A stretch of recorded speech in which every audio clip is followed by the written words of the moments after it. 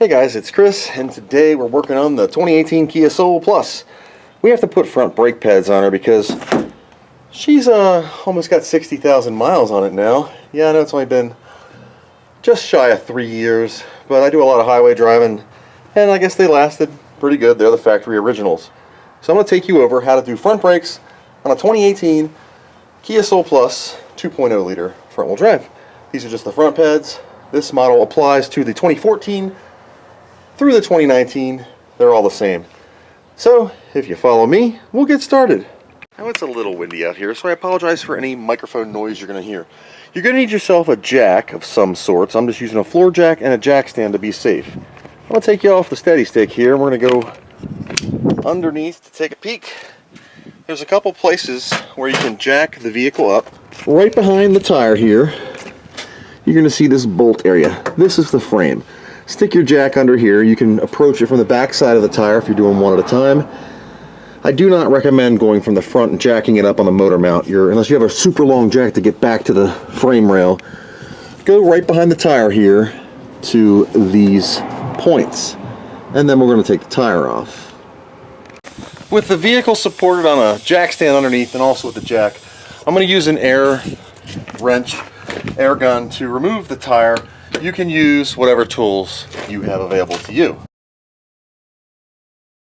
Now this plate will come right out, and I like to put the lugs back in it so I don't lose them. And then just give it a tap and your tire should come right up. Alright, so here we are with our rotor and our caliper assembly. You need yourself one of these metric dudes. This is a 3/8 metric drive, and it's a 14 millimeter. There are two bolts. There's one on the top of the caliper right here, and there's one on the bottom right here. Just using a standard 3/8 wrench. This is a junky Craftsman wrench from God knows when.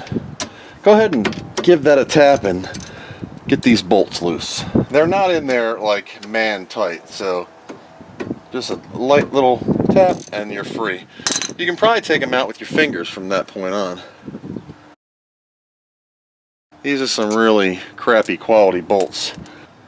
With your bolts removed, you're going to pull the caliper assembly off. And you can just wiggle this, but do not let it hang off of this brake hose. I stick it up on top. Why? Because you could do some serious damage to the hose if you just let it drape and hang. Now the crazy part about a Kia is this. There are these little metal things. They attach into the brake shoe, or pads. They just come out, so just give them a tug. They're springs to help the caliper stay on. And sit them down. A lot of your brake pads will come with replacements. These are CarQuest brake pads, and we'll go over them in a second. Now to get these out, there's a clip on the bottom and a clip on the top. What you can do is take a regular screwdriver, mine is way oversized, and you can like pull this out. You can either use the upper one, just press up and it'll pop out, or press down. You can see these are pretty worn. The new ones are like way better. If you have new metal, you could put the new clips in. Now my kit came with new clips and the new springs. So I guess I'm going to be doing all of them for this review. I hope they're good quality. You can take your back pad out, same scenario, little tab on the bottom, and pop the pad out. It'll come right out. Boy, they were really worn. You can then put the inboard pad back on. You zoom out just a tick. And it is out. And if you put the pad on, you can then use a C-clamp. The ideal thing is the pad spreader because it goes from the front. But I'm cheap, so I'm not going to do that. I'm just going to do the right thing and just use this gargantuan C-clamp that you could fix a battleship with to squish this caliper back in. And it doesn't take a lot of force. You can just squish this back in. Now this will return brake fluid to your master cylinder. So if you have topped off your master cylinder, you will notice that you will have extra fluid in there. So with that squished back in, you can then take these clip things out. They're all the same, so it's not like there's an up or a down or a in or a out. They're 4 identical parts. So So what you would do is just pop down on these and they come right out, and pull up on these and they come right out. These are designed to let the pad slide in and out, rusty crusty versus new. The new ones just go in here like this and click in, and the same for the upper. 1 and 2. Try not to touch your rotor while you're doing this. So inboard, outboard pads. Inboard pad, of course, is going to have the big metal thing on it. And the outboard pad is going to have some writing. So we're going to go for 1 of each here. These come wrapped like butcher paper.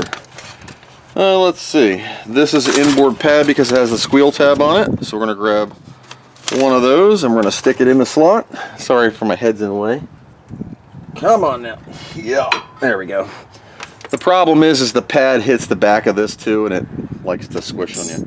Then grab yourself another pad, and what I like to do is when I have one done, I'll set it aside and I grab the other one and just look at it to match it up.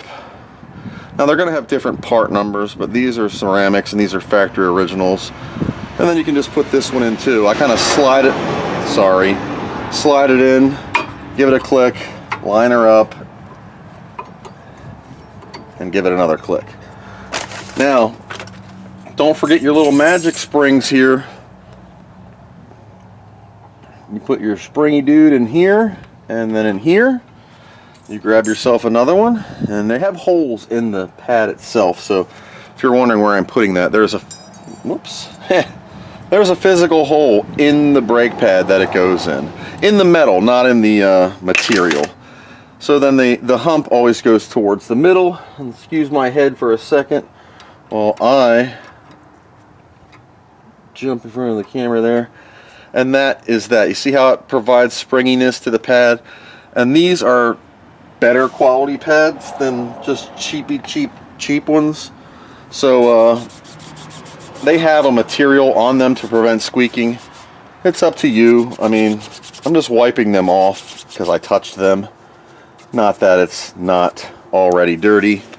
And then with that caliper back in, you can just simply put this back on and, whoops, lose your bolts, and put your bolts in. And